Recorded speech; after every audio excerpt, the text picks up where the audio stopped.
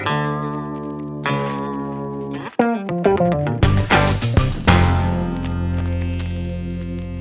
now, one of our favorites that we're working with is the California Academy of Sciences. About 4 years ago, they decided they were going to move to a new Renzo Piano designed building.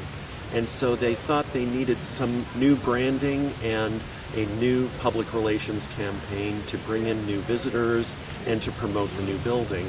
But that has since turned into an ongoing campaign. Now it's in its 5th year, where one of the things we're trying to do is really position them as leaders in the research and scientific field.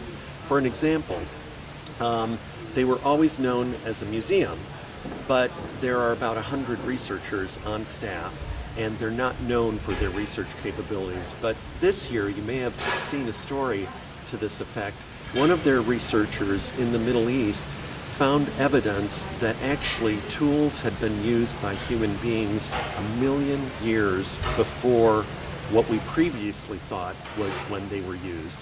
Well, this created a firestorm of publicity. The New York Times, Associated Press, it went all over the world, National Geographic, and what was even more interesting was the fact that scientists on the other side began to dispute the findings and say, well, we're not sure about that. So then that created more controversy and more awareness of the Academy, and then we were able to counter that to prove the efficacy of the research.